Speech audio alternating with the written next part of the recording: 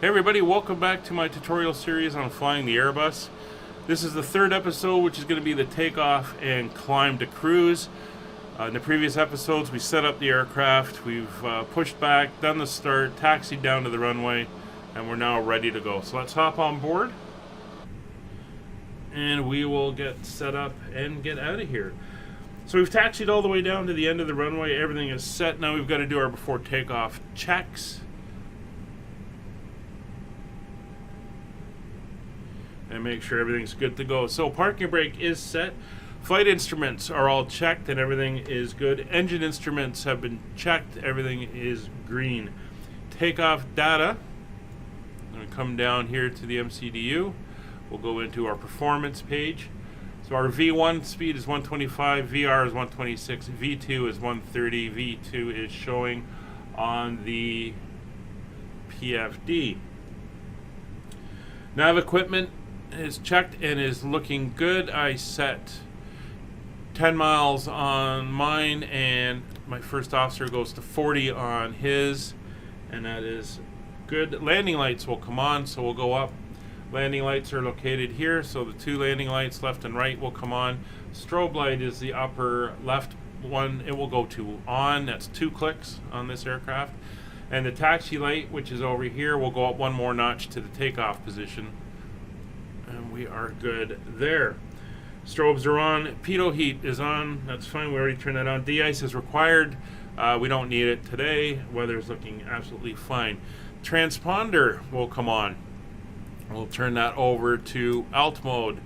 And TCAS will go TARA, and we will set that to above. We'll also turn on the weather radar. We'll put it on number 1, and the PWS, which is the predictive wind shear, will come on as well. So that is all set. You can see the weather radar now painting on the screens, and you can see why I've turned that down, because it gets a little bit bright if it's not turned down. You can see it's a little bit brighter on the other side. So that's all set. We would ask for takeoff clearance now, and as we've got nobody on the way in, we are good to go. So parking brake will come off, and we're going to taxi forward. So we want to line ourselves up on the center line of the runway. Most runways, not all, but most are crowned, which means they're slightly higher in the center than they are at the edges. That's to allow water to run off and not stand and pool on the runway. So if you're not kind of centered on the runway, the aircraft is going to be on a little bit of an angle in one direction or the other, which is not something you actually want. So we're going to follow the taxi line out.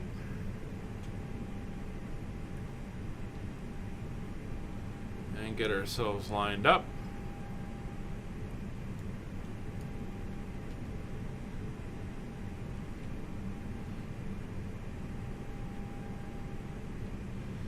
Of course, as you go to taxi, the aircraft is going to slow down because of friction on the wheels.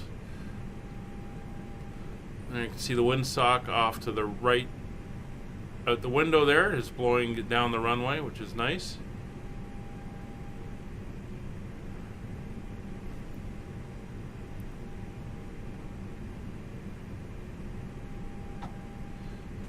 Alright, so there we go. We are nicely centered and the wheels are all nicely aligned. So we'll come to a halt. So before we go, we're going to increase thrust to about 40%. Hold it there, allow the engines to stabilize at about 40%, make sure there's no issues. We're then going to go to flex, which is the second last detent. If you look down here on the quadrant, you'll see toga at the end, and then flex underneath it, and then climb underneath that. Those are the 3 main settings we're going to use. The engines are currently at 0 or in idle at the moment. We're then going to call the V1 speed, or 100 knots, and then V1 will rotate at VR, which is 1 knot above. We're going to pitch to about 15 degrees, between 15 and 17 degrees. And we're going to climb up. Once we have a positive rate of climb, we're going to go up on the gear. once we pass or get up to about 200 knots, we're going to come up on the flaps, disarm the spoilers, and climb out. Landing lights will come off at 6,000 feet, and altimeter will go to standard at that point. But we are ready to go, so let's get that first stage done, and we'll begin our climb.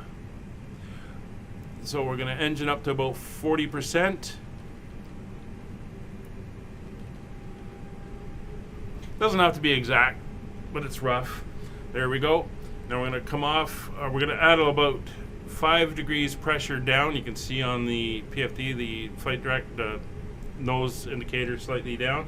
That's just to hold the aircraft in place. Brakes are off, and throttle is now coming up to flex. There's the climb detent. There we go. So man flex, SRS, and runway is enabled. Keep the aircraft on the center line. It's 100 knots. Ease back on the nose down pressure. V1, rotate. Pulling back up through 10. Positive rate, gear up. Get up to 15 degrees. Try to sit the box on top of the 15. There we are climbing out.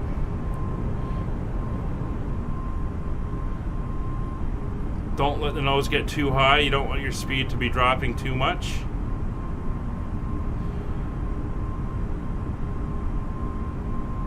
There we go. You can see it level climb on the indicator, so we'll ease back the throttle into climb mode, and we're going to nose down to about a 10 degree pitch, and the flight director is telling us to turn left, so we're going to commence a left turn at about a 20 degree bank and follow it around on the routing. Make sure we don't overbank and keep about that 20 degrees. Airspeed is slowly coming up. And keeping that about 10 degrees. It's the anti-ice, that's fine. We'll be out of the clouds in a second. I'm not too worried about it. So speed's 200, so flaps are going to come up. Again, keeping that 10 degree pitch. You can see the flight director's coming in. So since it's close on, we're going to go autopilot. Let the autopilot take it. It's going to bobble around a little bit as it does its thing, which is not 100% accurate to what it should be doing, but that's fine. It's going to bring us en route, and it's going to bring us up to altitude of 6,000 feet. So acceleration is slowing. There's the rail bridge and the 4th bridge over Edinburgh. Very nice. The road bridge. So we have a speed limit under 10,000 feet of 250 knots. It knows that. That's why it has slowed us down.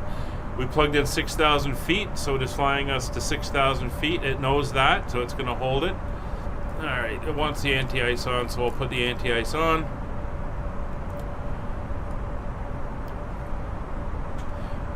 And now we are flying our path. So if you go to our departure, and this is the thing I love about Navigraph charts.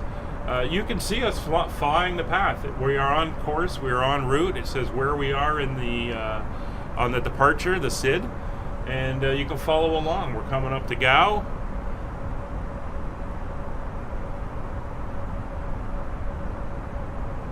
At 6,000 feet, exactly the way it says we should be. So Navigraph, if you want to get serious into this, Navigraph is the way to go. It is a pay-for-use service, but you get your money's worth.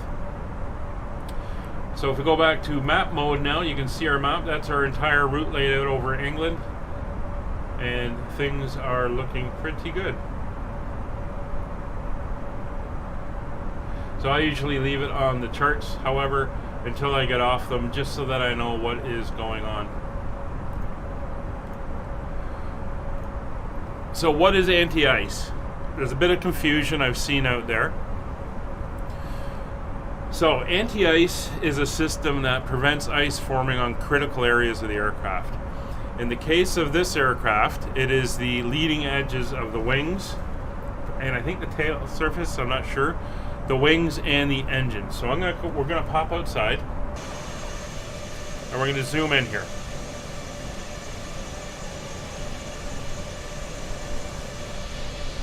So you'll notice on the aircraft, let's get on the other side where it's sunny. There we go. So you'll notice on the aircraft how it's all painted. And you have paint on the fuselage, you have paint on the wings, it's the white and the teal and stuff, the fly-by-wire colors. But the leading edge here is silver. And the front of the engine is silver. That is because they are bare metal. And those bare metal parts have heating elements behind them. This is where you do not want ice forming. Due to the way that the air flows over the wings and over the surfaces, this is where ice would first form and be picked up. Not so much on the main flat of the wings here, because the air is moving and it keeps it going off. But when this is cold, when you're at altitude and with the air going over it, getting moisture to hit that front surface, that's where your ice forms.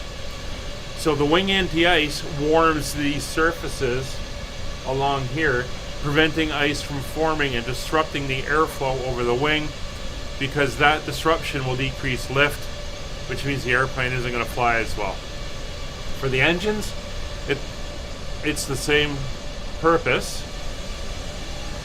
It forms around the intake for the engines so that the airflow into the engines is not disrupted, thereby ruining the efficiency of the engines. Plus, in the case of the engines, you don't want ice chunks breaking off and hitting the blades of the turbines inside the engines. They are tested for that, but it's not something you want to subject it to.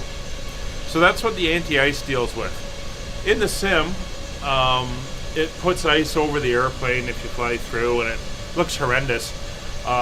In reality, it wouldn't actually do that, and that's not where ice actually forms. So that is a concern, and I see a lot of people when they're up high, they go, "Oh, I gotta have the anti-ice on." You don't need anti-ice on, because moisture in the air is in clouds. If you're flying somewhere where there's no clouds, there's not a lot of moisture in the air to form the clouds.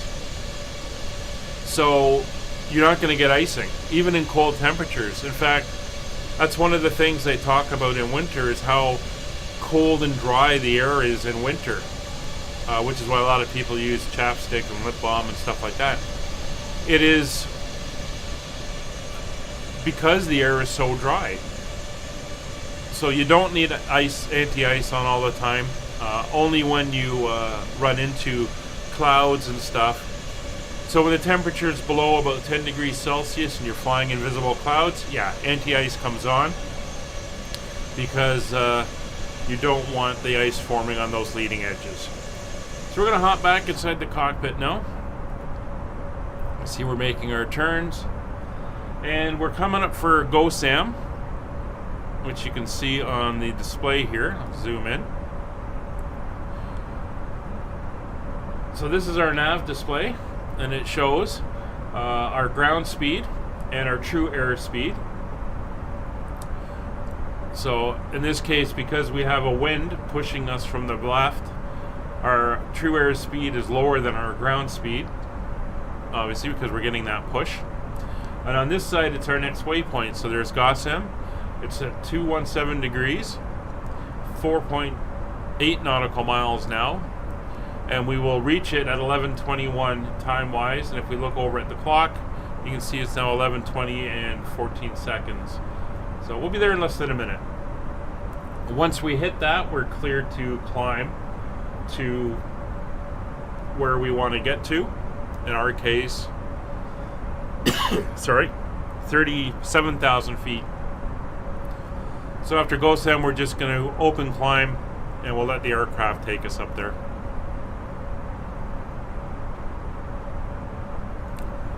One other thing I keep forgetting to do, because I don't have a throttle quadrant and it's not there, is once we get up and off the ground and settled in, we unarm the speed brakes. You don't want to leave those armed. So we've passed by Ghost and we're now going up to Finnick. So we're going to dial in 370. And we'll click, do an upper click on the altitude button. And you can see that puts us into climb to altitude. So the aircraft is now going to climb us up to 37,000 feet. And it will follow the speed restrictions on the way up. And really the only speed restriction we have now is 250 knots below 10,000 feet. Once we pass 10,000, she's going to go to 280 knots for a nice climb speed. You'll notice the barometer setting here is flashing. That's because we passed that 6,000 foot transition altitude. So we now go over to standard pressure by pulling on the or down clicking on the barrel setting, and there we go, and it now reads standard, so that our altimeters will read the same as every other plane that's out here. Now I leave the first officer setting over here at 40 so I can see the weather around us. It's 40 miles. Now turn on your larger portable electronic device. I turn mine to about 160 so I can see the route and where we're going. Through 10,000 feet, the other thing we're going to do is we're going to come up top and we're going to switch off the landing lights and taxi light.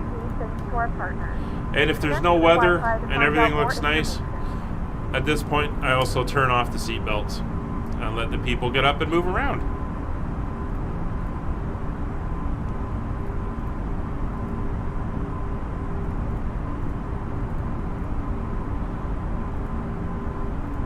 And there we go. So now we're climbing up.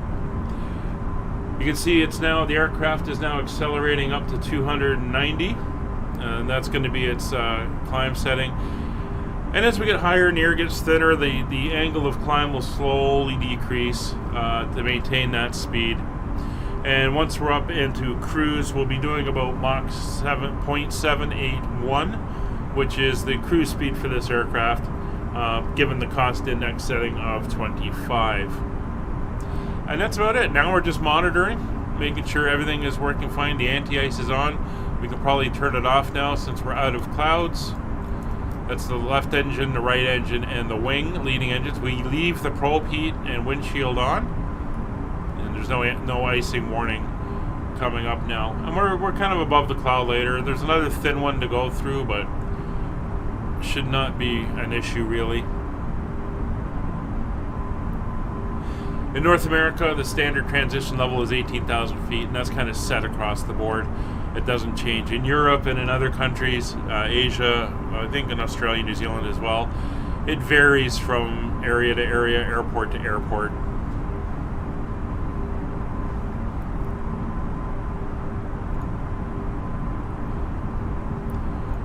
So now we just climb up to 37,000 feet. And then once we're in the cruise, basically you're just monitoring the aircraft. The lights are set, everything else is set. Once the aircraft is leveled out, PAX will begin its passenger service, meals and drinks and whatever else is going on in the back.